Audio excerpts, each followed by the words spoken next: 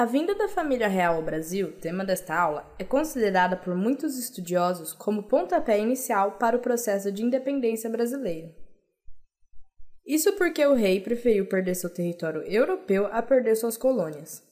E agora nós veremos como se deu esse processo de transferência da corte. Com a Revolução Francesa em 1789, Napoleão ascende ao poder em seguida, e sua política foi voltada à tentativa de ampliar os interesses franceses na Europa. Em termos econômicos, o maior rival francês era a Inglaterra. Isso porque a Inglaterra já estava consolidada como a principal potência europeia devido à sua industrialização e ao seu poder marítimo. Os ingleses não estariam interessados em dividir a hegemonia obtida sobre os países europeus com a França de Napoleão. O lugar de Portugal nessa disputa era teoricamente neutro, pelo menos era a tentativa. Portugal não apoiava a França oficialmente e nem fazia parte das coligações comandadas pela Inglaterra. Porém, estava muito ligada economicamente à Inglaterra, podendo-se falar em uma certa dependência e, portanto, não poderiam se aliar aos franceses. Até 1805, os portugueses tentaram se beneficiar das disputas entre Inglaterra e França.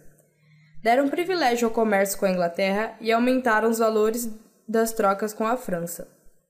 Ainda em 1805, o exército de Napoleão invadiu a Espanha e, ao final de 1806, ele adota uma nova política, o bloqueio continental, que consistia no isolamento comercial das ilhas britânicas.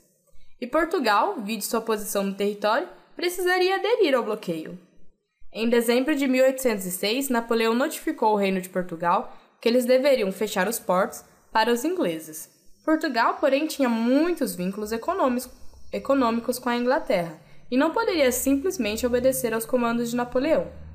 Por conta disso, Napoleão, junto com a Espanha, firma um Tratado de Fontainebleau em 1807, que determinava a invasão de Portugal por tropas franco-espanholas, a extinção da dinastia de Bragança e o desmembramento do Império Colonial entre dois países. Isso levou a corte portuguesa a se comprometer com a Inglaterra por meio de uma convenção secreta que determinava a proteção inglesa contra os franceses em troca de mais abertura comercial para os ingleses no Brasil e a transferência da corte para o território brasileiro. Em 1807, o exército de Napoleão já se encontrava em territórios portugueses, enquanto a corte e o governo de Portugal embarcavam para o Brasil. A transferência da corte foi chamada de inversão brasileira, onde a colônia assumia a condição de sede da monarquia, enquanto Portugal foi deixada para ser governada por um conselho de regência escolhido por Dom João VI. Junto com o príncipe regente Dom João e sua mãe, Dona Maria, cerca de 15 mil pessoas embarcaram para o Brasil.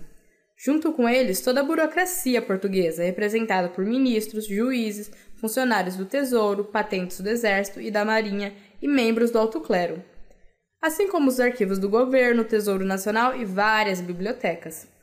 A viagem foi bem longa, tumultuada e preparada às pressas, o que contribuiu para uma imagem satírica da fuga da corte para o Brasil, que perpetua até hoje.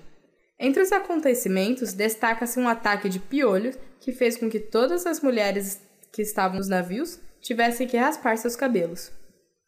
Apesar de parecer uma atitude tomada repentinamente por Dom João, a transferência da corte para o Brasil é uma ideia que já tinha aparecido durante a decadência portuguesa no período da Restauração. Isso porque o Brasil é um território muito grande e rico que possibilitaria aos braganças a oportunidade de comandar uma potência, o que nunca aconteceria em território europeu.